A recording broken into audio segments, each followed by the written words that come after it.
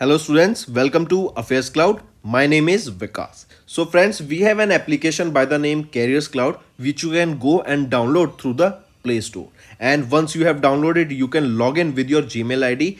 And why I am suggesting you this application, because this is the one-stop solution for all the current affairs. This is the best of the best application and the platform where you can enhance your learning through help. Here you will be provided with multiple courses. Here you will be provided with multiple options of quizzes, and even you will be provided current affairs on daily basis. PDFs and quizzes will be provided to you on daily basis, both in Hindi as well as English. Here you will be provided current affairs with weekly basis and monthly basis also. Here remember, once you have done watching our video, then you can log in through this application, take out the PDF, read that PDF and go through the quizzes. That will enhance your preparation. Same you have to do for weekly and same you have to do for the monthly also. In monthly you will be provided with the top 100 important questions PDF and video also, that will enhance your learning, and it will be a very beneficial and important video for the revision perspective. And not just this friends, apart from this we also provide you banking and economic questions. We provide you state current affairs such as of Uttarakhand, UP, Tripura, Telangana, and many more. Not just this, apart from this, we also provide you topic wise current affairs, and the topics that we are providing you are really important. These topics are such as national affairs, international affairs, important days, sports, defense, science and technology, apps and web portals, obituary. These are the important topics that are being asked in various exams across India. So these are the topics that are must and should be covered and will be beneficial for the preparation of the students. Hello everyone. तो आज की video में 1 और 2 जनवरी के important current affairs discuss करेंगे। काफ़ी helpful session रहेगा ये आप सभी के लिए, तो एंड तक बने रहिएगा। चलिए स्टार्ट करें। न्यू ईयर आ गया फ्रेंड्स, नई तरीके से पढ़ेंगे, अच्छे से पढ़ेंगे, चीज़ें याद करके और समझ के पढ़ेंगे ताकि आपको और अच्छे से चीज़ें याद हो सके एंड आपके एग्जाम में और बेनिफिट आपको मिल सके। तो चलिए स्टार्ट करें। सबसे पहले बात कर रहे हैं, which state ranks first in the interoperable criminal justice system for the 3rd consecutive year. तो ICGS सबसे पहले याद रखेंगे, ये सिस्टम लॉन्च किया गया था ताकि एक ही जगह पर आप अपनी एंट्रीज डालें और सबको आपकी उसके बारे में इंफॉर्मेशन मिल सके। राइट, ये लॉन्च किया गया था आपका सुप्रीम कोर्ट के द्वारा इन 2013 और इंप्लीमेंट किया गया था मिनिस्ट्री ऑफ होम अफेयर्स के द्वारा।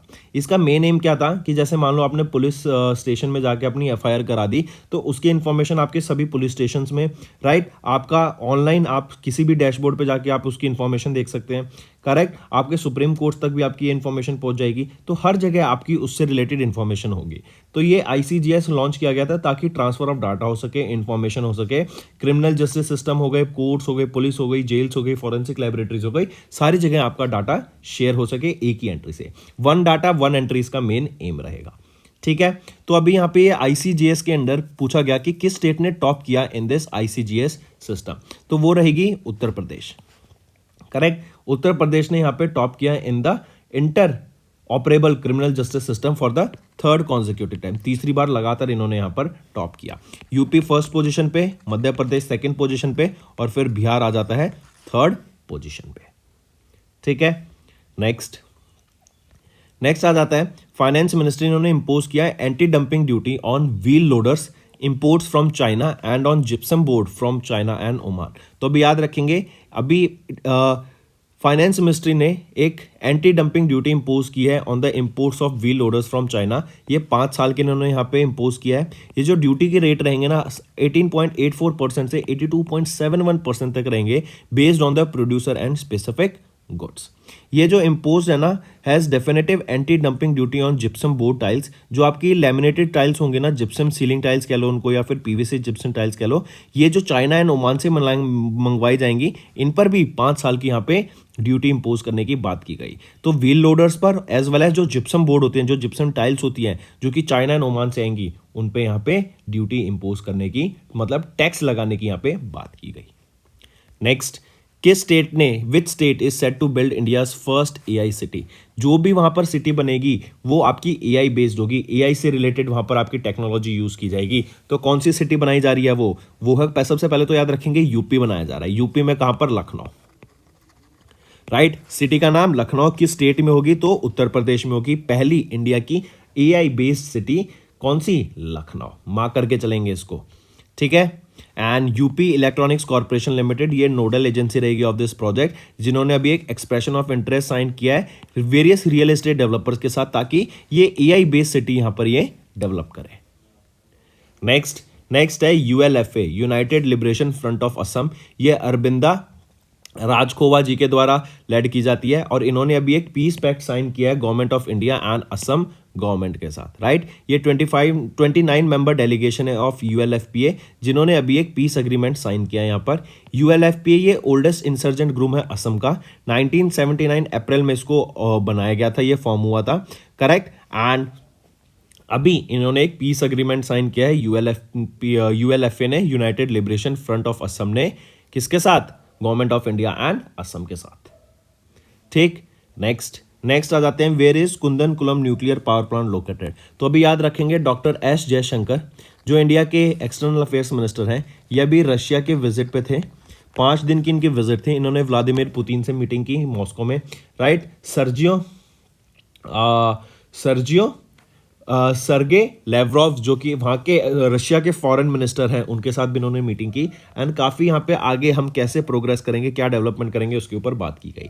तो यहीं पर एक कुंदमकलन न्यूक्लियर पावर प्लांट है जो कि तमिलनाडु में है, राइट। ये 2002 में इसकी कंस्ट्रक्शन स्टार्ट हुई थी एंड अभी 2016 से ये अपना पहला पावर यूनिट है जो कि 1000 मेगावाट की कैपेसिटी पे वर्क कर रहा है। एंड ये एक्सपेक्टेड है कि 2027 तक ये अपनी फुल कैपेसिटी पे वर्क करेगा। एंड इसी के लिए यहाँ पे इन्होंने एक डील साइन करी। इसी के अलावा इंडिया और रशिया ने आने वाले 4 साल के लिए, नेक्स्ट 4 ईयर्स के लिए भी यहाँ पर, ताकि हम economic corporation, energy trade, connectivity, military technical corporation and people to people exchange के लिए यहाँ पे 4 साल के लिए एक कंसल्टेशंस के लिए डील साइन की गई बिटवीन इंडिया एंड रशिया, जब इन्होंने विजिट किया था यहीं पर, करेक्ट। तो मार्क करके चलेंगे, आपका कुंदनकुलम न्यूक्लियर पावर प्लांट कहां पर है? तमिलनाडु में, राइट। आप यहां पे देख सकते हैं कहां पर है, तमिलनाडु में। नेक्स्ट आ जाते हैं फिर, एक रिपोर्ट आई on trend and progress of banking in India 2023 as पर आरबीआई। तो आरबीआई के द्वारा ये रिपोर्ट रिलीज की गई, report on trend and progress of banking in India 22-23। ये डाटा बताता है about the banking system in India, correct. फिर यहीं पे अगर हम देखें तो जो स्मॉल फाइनेंस बैंक है ना, इसमें जो टॉप लेवल एग्जीक्यूटिव्स हैं और जो एवरेज एम्प्लॉयज हैं, इनकी सैलरी का गैप देखें तो यहां पे डाटा निकल के आया कि जो टॉप एग्जीक्यूटिव्स हैं, जैसे managing directors and chief executive officer, इनकी जो सैलरी है 58.1 टाइम्स ज्यादा है as compare to the salary of an average employ, right. Mark करके चलेंगे, काफी ज्यादा बड़ा गैप आ जाता है किसी MD and chief executive officer की सैलरी में एंड किसी नॉर्मल एम्प्लॉय की सैलरी में, राइट।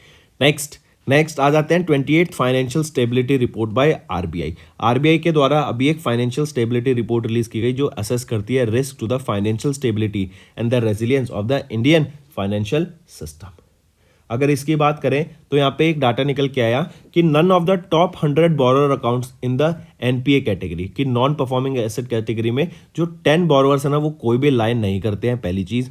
दूसरी, जो आरबीआई ने रिपोर्ट किया, रिपोर्ट फाइंड्स दैट द डेप्ट fund asset under management of 1.7 lakh crore is under stress, मतलब काफी स्ट्रेस के अंडर है, जो कि 1.7 लाख करोड़ रुपीज का डेप्ट एसेट अंडर मैनेजमेंट है वो स्ट्रेस के अंडर है। However only 24 out of the total 299 schemes were under stress as per the financial stability report by RBI, and ये जो सर्वे कंडक्ट कराया गया was for a total AUM of 12.4 lakh crore for all the schemes, out of which just 1.7 lakh crore rupees were under stress। ठीक है, चलिए next आ जाते हैं। आरबीआई ने एक्सटेंड कर दी deadline for the implementation of the instructions regarding the penal charges in loan accounts to April 1, 2024। पहले ये जो डेडलाइन थी आपकी थी 1 जनवरी 2024, इसको एक्सटेंड करके कर दिया गया है 1 अप्रैल 2024। 3 महीने से इसको एक्सटेंड यहाँ पर कर दिया गया है, राइट। एंड ये क्यों किया गया है, इसका रीजन क्या है कि आरबीआई कहता है कि जो ये पेनल्टीज इंपोज की गई ना, ये फेयर लैंडिंग प्रैक्टिसेस के अंडर यहाँ पे लाई गई है, करेक्ट, ताकि जो भी नीड्स एंड क्लैरिफिकेशन की एंड एडिशनल टाइम रिक्वायर्ड है by the banks and NBFCs, वो यहाँ पे प्रोवाइड किया जा सके एंड उनको एक्सटेंड किया जा सके। इसके अलावा मेन एम जो आरबीआई ने यहाँ पे बताया कि हमने ये प्रैक्टिसेस इन लाए हैं ताकि एक हेल्दी डिसिप्लिन यहाँ पे डेवलप किया जा सके, एक हेल्दी क्रेडिट डिसिप्लिन को यहाँ पे डेवलप करने के लिए, एंकरेज करने के लिए ये लॉन्च किया गया। इससे कोई हम रेवेन्यू जनरेट नहीं करना चाहते हैं, बस हम चाहते हैं कि जो बैंक्स हैं टाइमली यहाँ पर अपनी पेमेंट कर सकें, जिससे क्या होगा, एक हेल्दी क्रेडिट डिसिप्लिन यहां पे डेवलप किया जा सके, टाइमली सारी चीजें हो सके। नेक्स्ट है किस बैंक ने इंट्रोड्यूस किया इंस्पायर प्रोग्राम को फॉर सीनियर सिटीजन्स। ये इंस्पायर प्रोग्राम क्या है, बेसिकली ये इंस्पायर प्रोग्राम लॉन्च किया गया है सीनियर सिटीजन्स के लिए, जो ऑफर करता है financial stability programmes, health care initiatives, convenience of old age people के हिसाब से जो भी वो प्रोग्राम यहाँ पे चाहते हैं वो यहाँ पे प्रोवाइड कराया जाएगा। करेक्ट। ये लॉन्च किसके द्वारा किया गया, बंधन बैंक के द्वारा लॉन्च किया गया है इंस्पायर। Correct, inspire. फिर यहां याद रखेंगे individuals residing in India of age 60 years and above, यहां पे लॉन्च किया गया उनके लिए। यहां पर आप देख सकते हैं एलिजिबिलिटी क्या है, individuals residing in India of age 60 years and above, monthly average balance should be 1 lakh rupees for premium saving account and 25,000 for advantage saving account. Next आ जाता है फिर इकोनॉमी एंड बिजनेस। अभी डिपार्टमेंट ऑफ इकोनॉमिक अफेयर्स के द्वारा एक data release किया गया जिसमें बताया गया कि डीईए जो प्रोजेक्ट कर रहे हैं इंडिया की जीडीपी फॉर फिस्कल ईयर 24, वो कितनी प्रोजेक्ट कर रहा है, 6.5% की यहाँ पे ग्रोथ को प्रोजेक्ट कर रहा है।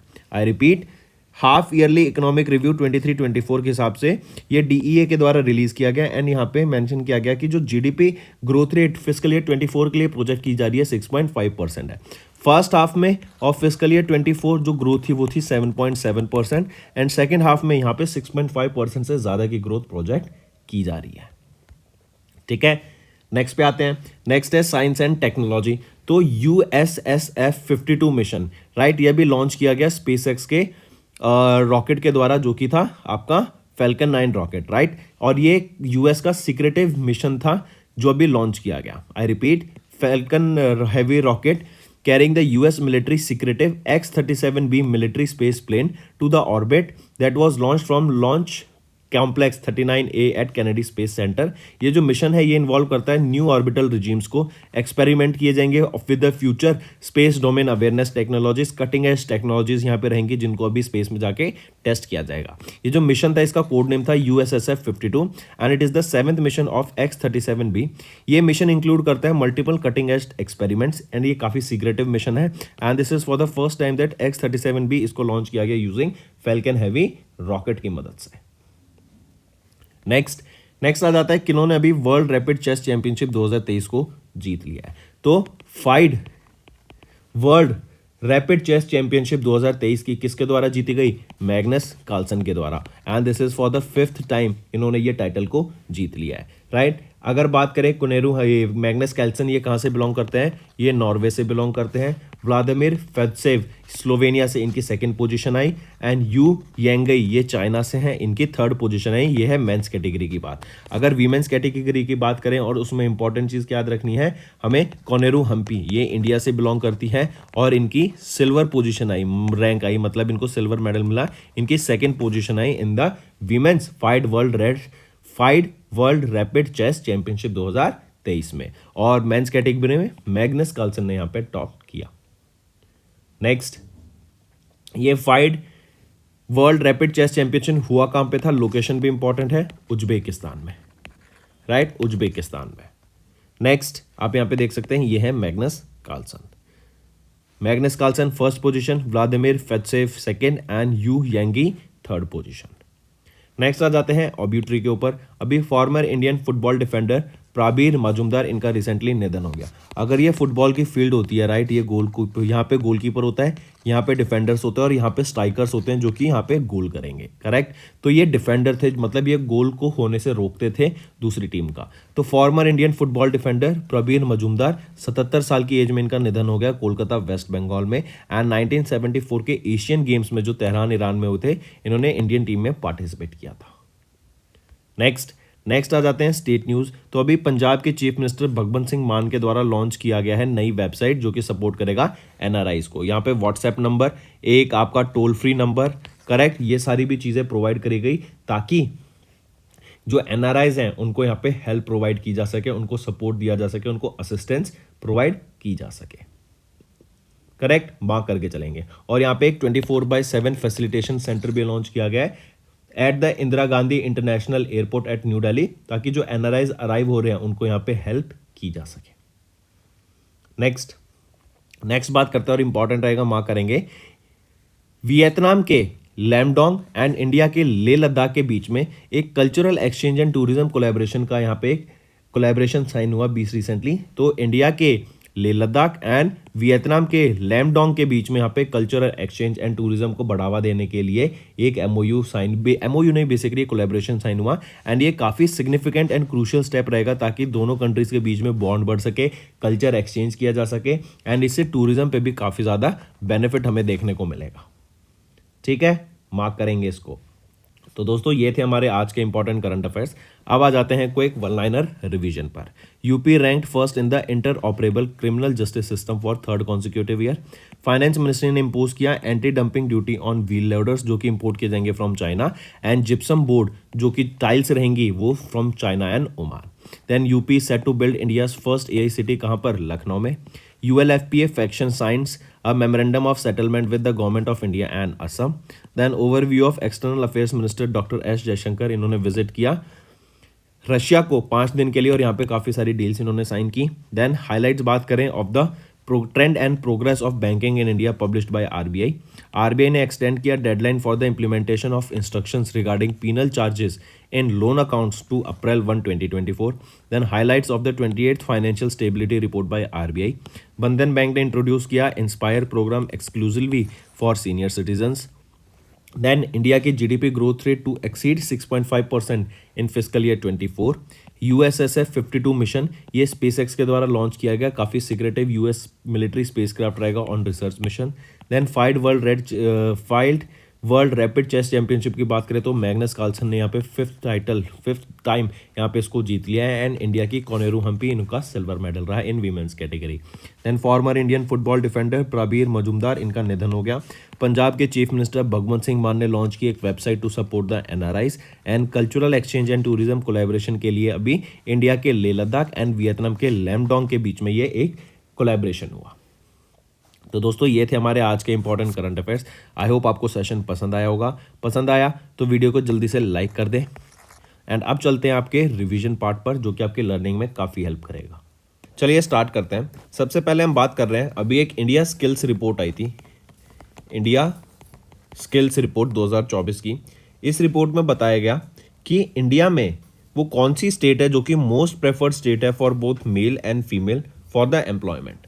ये रिपोर्ट रिलीज की गई या फिर ये रिपोर्ट प्रिपेयर्ड की गई VBox के द्वारा, जो कि एक टैलेंट असेसमेंट एजेंसी है। एंड इन्होंने ये इंडिया स्किल्स रिपोर्ट रिलीज करी, जो कि 11th एडिशन था इस इंडिया स्किल्स रिपोर्ट का। और इसमें इन्होंने बताया कि केरला वो स्टेट है जो कि बेस्ट या फिर मोस्ट प्रेफर्ड स्टेट है for the employment in India by both male and female, right.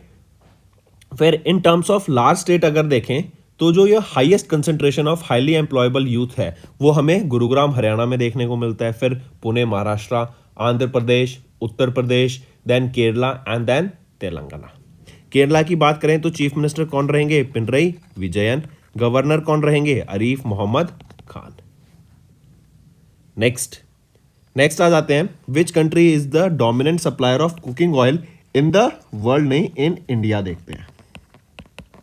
ठीक है, which country is the dominant supplier of cooking oil in India? तो सबसे पहले याद रखेंगे ऑस्ट्रेलिया। इंडिया में कुकिंग ऑयल का जो सबसे बड़ा डोमिनेंट सप्लायर है वो कौन है? Australia, followed by USA and Russia on 3rd position. ठीक है, तो इंडिया का cooking coal imports 5 year high पे रहा। एंड यहां पर हमें कब से सबसे ज्यादा कहां से देखने को मिला सप्लाई? वो देखने को मिला ऑस्ट्रेलिया से। करेक्ट, मार्क करके चलेंगे, followed by USA and Russia on the 2nd position. India along with which organization signed a $100 million loan agreement to improve urban services and tourism facilities in the state of Tripura. तो Tripura state में हमें urban facilities को develop करना है, better water facilities provide कर सकें, right. उसके लिए हम देखेंगे 42 किलोमीटर की नई डिस्ट्रीब्यूशन पाइप्स को यहाँ पे सेटअप किया जाएगा, स्ट्रॉम ड्रेन्स को साफ किया जाएगा, नहीं है तो इस्टेब्लिश किया जाएगा, नए 4 नए ट्रीटमेंट प्लांट्स यहाँ पे लाए जाएंगे एंड फिर टूरिज्म को अट्रैक्ट करने के लिए नई नई फैसिलिटीज़ यहाँ पे प्रोवाइड कराई जाएंगी। करेक्ट, जिससे क्या होगा, टूरिस्ट ज़्यादा आए यहाँ पर। ज़्यादा टूरिस्ट आएंगे तो जो लोकल लोग हैं वहाँ के, जो कि इस टूरिज्म सेक्टर से इंक्लूडेड हैं, जो इस टूरिज्म सेक्टर में हैं, तो उनको यहाँ पे काफ़ी बेनिफिट देखने को मिलेगा। राइट, तो सिमिलरली याद रखेंगे कि इंडिया ने किस ऑर्गेनाइजेशन के साथ मिलकर ये $100 मिलियन लोन अग्रीमेंट साइन किया, तो वो है एशियन डेवलपमेंट बैंक। तो एशियन डेवलपमेंट बैंक यहाँ पे ये $100 मिलियन प्रोवाइड कराएगा त्रिपुरा में, राइट, ताकि ये सारी फैसिलिटीज हम ला सकें। चलिए नेक्स्ट पे आते हैं। अगर एशियन डेवलपमेंट बैंक की बात करें तो यहाँ पर प्रेसिडेंट कौन रहेंगे, मत्सुगु असाकावा, हेडक्वार्टर मनीला फिलीपींस में। 1966 में एशियन डेवलपमेंट बैंक को डेवलप किया गया था। 68 मेंबर्स रहेंगे एशियन डेवलपमेंट बैंक के। एंड यहाँ पे आप देख सकते हैं अर्बन वाटर सप्लाई में 42 किलोमीटर की तो नई डिस्ट्रीब्यूशन पाइप्स, 4 नए वाटर ट्रीटमेंट प्लांट और 55 किलोमीटर की स्ट्रॉन्ग वाटर ड्रेन्स को यहाँ पे ठीक किया जाएगा। नेक्स्ट आ जाते हैं नाबार्ड। नाबार्ड ने अभी किसके साथ एक टाई अप करा ताकि इंडिया के एएनआर सेक्शन में क्लाइमेट फाइनेंसिंग की जा सके, क्लाइमेट एक्शन लाया जा सके। तो नाबार्ड ने अभी एशियन डेवलपमेंट बैंक के साथ यहाँ टाई अप किया ताकि इंडिया का एएनआर सेक्शन, एएनआर क्या है, agriculture, natural resource and rural development sector, I repeat, agriculture, natural resource and rural development sector में यहाँ पे काफ़ी ज़्यादा डेवलपमेंट लाने के लिए, नई नई अपॉर्चुनिटीज़ लाने के लिए, क्लाइमेट फाइनेंसिंग के लिए, क्लाइमेट से रिलेटेड प्रोजेक्ट्स इस्टेब्लिश करने के लिए, करेक्ट, ये एक डील साइन करी गई between NABARD and Asian development bank. इसी के अलावा याद रखेंगे नाबार्ड ने अभी recently bill and Melinda Gates foundation के साथ, जो कि एक एमओयू है, इनके साथ भी टाई अप करा ताकि एग्रीकल्चर एंड जो रूरल सेक्टर्स हैं इंडिया में उनको हम डेवलप कर सकें। ठीक है, चलिए नेक्स्ट पे आते हैं। नेक्स्ट यहाँ पे आप देख सकते हैं नाबार्ड शाजी केवी यहाँ के चेयरमैन, हेडक्वार्टर मुंबई महाराष्ट्र। इसको इस्टेब्लिश किया गया 1982 में। एशियन डेवलपमेंट बैंक की बात करें तो प्रेसिडेंट मत्सुगु असाकावा, हेडक्वार्टर्स रहेगा मनीला फिलीपींस में और इसको इस्टेब्लिश किया गया था 1966 में। मूविंग ऑन, नेक्स्ट बात करते हैं World Bank and department of economic affairs. इन दोनों के बीच में अभी एक टाई अप हुआ जहां पर इन्होंने मिलके एक PPP ई कोर्स को लॉन्च किया। ठीक है, ये बिगनर्स का ई कोर्स रहेगा। PPP क्या होता है, पब्लिक प्राइवेट पार्टनरशिप। एंड इससे क्या होगा कि जो पब्लिक और प्राइवेट कंपनीज के बीच में जो हम टाई अप होता है, जो कोलैबोरेशन होता है, उसको बढ़ावा देने के लिए ये PPP ई कॉमर्स ई कोर्स को लॉन्च किया गया ताकि लोगों को इसके बारे में जागरूकता फैलाई जा सके एंड ज़्यादा से ज़्यादा फ्यूचर में हमें ये PPP प्रोजेक्ट्स देखने को मिल सकें। ये जो कोर्स होगा 7 घंटे और 15 मिनट का ये आपका कोर्स रहेगा। राइट, यहाँ पे अलग अलग चीज़ों के बारे में बताया जाएगा कि कैसे आपको किसी प्रोजेक्ट का एनालिसिस करना है, किन चीज़ों के बारे में ध्यान रखना है, क्या क्या आपको वहाँ पे फाइनेंसिंग मॉडल्स पे ध्यान रखना है। राइट, तो ये world Bank and department of economic affairs के बीच में ये एक PPP बिगनर्स ई कोर्स लॉन्च किया गया ताकि लोगों को यहाँ पे जागरूकता फैलाई जा सके अबाउट दिस PPP मॉडल, जो कि है public private partnership model. Next आ जाते हैं ICICI prudential AMC। They have changed their ETF symbol. I repeat, ICICI Prudential Asset Management Company Limited, इन्होंने अपना एक्सचेंज ट्रेडेड फंड प्रोडक्ट का जो सिंबल है उसको चेंज करके क्या कर दिया है, IETF। ठीक है, मार्क करेंगे। And this move is in line with SEBI's master circular which dictates that the scheme name should mirror the same category. Next आ जाते हैं फिर सिडबी ने अभी ग्रांट किया 12.45 crore rupees to ETO motors to deploy 300 electric vehicles. Right, 3 wheeler electric vehicles. तो SIDBI ने 12.45 करोड़ का एक कॉन्ट्रैक्ट दिया ETO मोटर्स को, जहां पे ये डिप्लॉय करेंगे 300 इलेक्ट्रिक 3 व्हीलर्स को। ये कहां पे डिप्लॉय की जाएंगी, हैदराबाद, तेलंगाना एंड न्यू दिल्ली में, under this 50K EV4 ECU mission. फिर याद रखेंगे जो ETO मोटर्स है ये डेवलप करेगी electric vehicles charging infrastructure including 180 charging points and all these 3 wheelers electric vehicles will be manufactured in ETO Motors state of the art manufacturing capacity in Telangana. ठीक है, next है साइंस एंड टेक्नोलॉजी। तो अभी Iran के द्वारा 2 नई cruise missiles को launch किया गया, एक तो ताल्या एंड नासिर। जो ताल्या है याद रखेंगे इसकी रेंज रहेगी 1000 किलोमीटर की और नासिर जो है इसकी रेंज है 100 किलोमीटर की। किनकी है ये दोनों ईरान की क्रूज मिसाइल्स हैं।